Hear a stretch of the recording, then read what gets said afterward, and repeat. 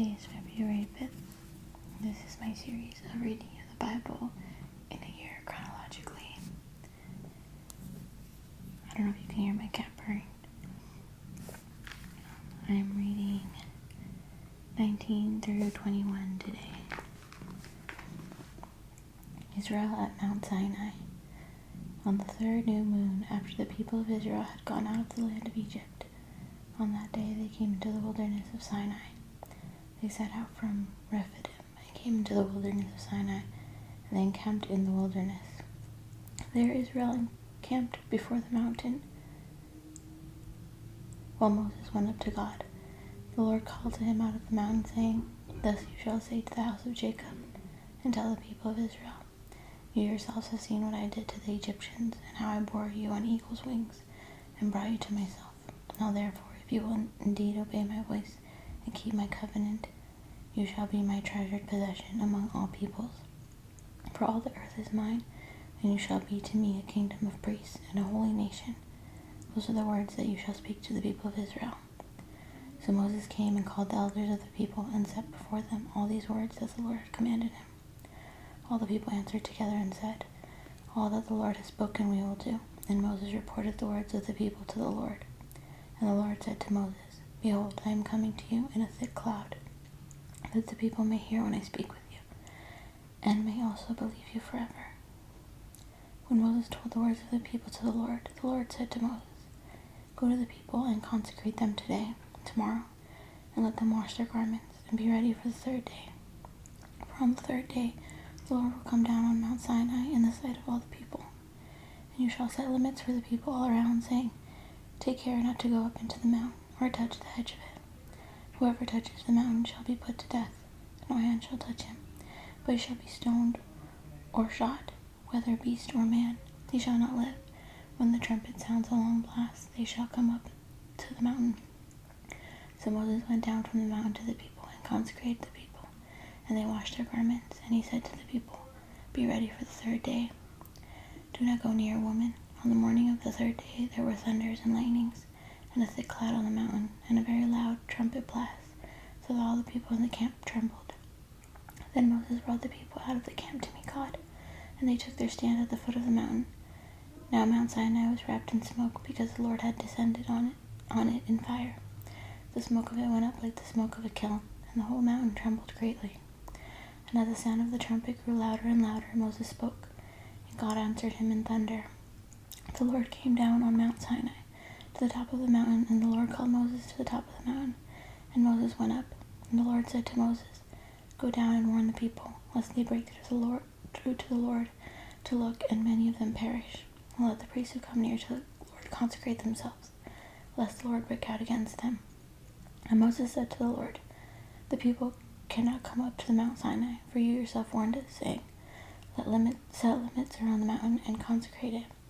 The Lord said to him, Go down and come up, bringing Aaron with you. But do not let the priests and the people break through to come up to the Lord, lest he break out against them.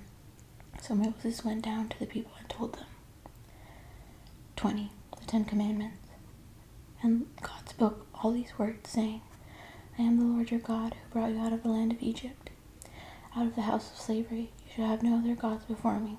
You shall not make for yourself a carved image, or any likeness of anything that is in heaven above, or that is in the earth beneath, or that is in the water under the earth. You shall not bow down to them or serve them, for I, the Lord your God, am a jealous God, visiting the iniquity of the fathers on the children to the third and the fourth generation of those who hate me, but showing the steadfast love to thousands of those who love me and keep my commandments. You shall not take the name of the Lord your God in vain, the Lord will not hold him guiltless who takes his name in vain. Remember the Sabbath day, to keep it holy. 6 days you shall honor and do all your work, but the seventh day is a Sabbath to the Lord your God. On it you shall not do any work, you or your son or your daughter, your male servant or your female servant, or your livestock, or the sojourner who is within your gates. For in 6 days the Lord made heaven and earth, the sea, and all that is in them, and rested on the seventh day. Therefore the Lord blessed the Sabbath and made it holy. Honor your father and your mother, that your days may be long in the land that the Lord your God is giving you. You shall not murder, you shall not commit adultery, you shall not steal, you You shall not bear false witness against your neighbor. You shall not covet your neighbor's house. You shall not covet your neighbor's wife, or his male servant, or his female servant, or his ox, or his donkey, or anything that is your neighbor's. Now when all the people saw the thunder, the flashes of lightning, and the sound of the trumpet, and the mountain smoking, the people were afraid and trembled. And they stood far off, and said to Moses, You speak to us, and we will listen, but do not let God speak to us, lest we die. Moses said to the people, Do not fear, for God has come to test you, that the fear of him may be before you, that you may not sin. The people stood far off, while Moses drew near to the thick darkness where God was. Laws about altars. And the Lord said to Moses, Thus you shall say to the people of Israel, You have seen for yourselves that I have talked to you from heaven. You shall not make gods of silver to be with me, nor shall you make for yourselves gods of gold. An altar of earth you shall make for me, and sacrifice on it of your burnt offerings and your peace offerings, your sheep and your oxen. And every place where I cause my name to be remembered, I will come to you and bless you. If you make me an altar of stone, you shall not build it out of hewn stones. For if you weld your tool on it, you profane it. You shall not go up by steps to my altar, that your nakedness be not exposed on it. 21. Laws about slaves. Now these are the rules that you shall set before them. When you buy a Hebrew slave, he shall serve 6 years, and in the 7th he shall go out free, for nothing. If he comes in single, he shall go out single. If he comes in married, then his wife shall go out with him. If his master gives him a wife, and she bears him sons or daughters, the wife and her children shall be her master's, and he shall go out alone. But if the slave plainly says, I love my master, my wife, and my children, I will not go out free, then his master shall bring him to God, and he shall bring him to the door or the doorpost, and his master shall bore his ears through with an awl, and he shall be a slave forever. When a man sells his daughter as a slave, she shall not go out as the male slaves do. If she does not please her master who has designated her for himself, then he shall let her be redeemed. He shall have no right to sell her to a foreign people, since he has broken faith with her. If he designates her for his son, he shall deal with her as with a daughter. If he takes another wife to himself, he shall not diminish her food, her clothing, or her marital rights. And if it does not do these things for her, she shall go out for nothing, without payment of money. Whoever strikes a man so that he dies shall be put to death. But if it did not lie in wait for him, but God let him fall into his hand, then I will appoint for you a place to which he may flee. But if a man willfully attacks another to kill him by cunning, you shall take him from my altar, that he may die. Whoever strikes his father or his mother shall be put to death. Whoever steals a man and sells him, and anyone found in possession of him shall be put to death. Whoever curses his father or his mother shall be put to death. When men quarrel, and one strikes the other with a stone or with his fist, and the man does not die, but takes to his bed, then if the man rises again and walks outdoors with his stuff, he who struck him shall be clear. Only he shall pay for the loss of his time, and shall have him thoroughly healed. When a man strikes his slave, male or female, with a rod, and the slave dies under his hand, he shall be avenged. But if the slave survives a day or two, he is not to be avenged, for the slave is his money. When men strike together and hit a pregnant woman, so that her children come out, but there is no harm, the one who hit her shall surely be fined, as the woman's husband shall impose on him, and he shall pay as the judges determine.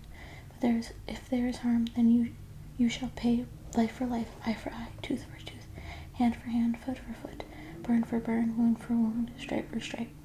When a man strikes the eye of his slave, male or female, and destroys it, he shall let the slave go free because of his eye. If he knocks out the tooth of his slave, male or female, he shall let the slave go free because of his tooth. When an ox gores a man or a woman to death, the ox shall be stoned, and its flesh shall not be eaten, but the owner of the ox shall not be liable. But if the ox has been accustomed to gore in the past, and its owner has been warned, but has not kept it in, and it kills a man or a woman, the ox shall be stoned, and its owner shall be put to death. If a ransom is imposed on him, then he shall give for the redemption of this life whatever is imposed on him. If it gores a man's son or daughter, he shall be dealt with according to the same rule. If the ox gores a slave, male or female, the owner shall give to their master 30 shekels of silver, and the ox shall be stoned. Laws about restitution. When a man opens a pit, or when a man digs a pit, does not cover it, and an ox or a donkey falls into it, the owner of the pit shall make restoration. He shall give money to its owner, and the dead beast shall be his. When one man's ox butts another's, so that it dies, then they shall sell the live ox, and share its price, and the dead beast also they shall share. Or if it is known that the ox has been accustomed to gore in the past, and its owner has not kept it in, He shall repay ox for ox, and the dead beast shall be his.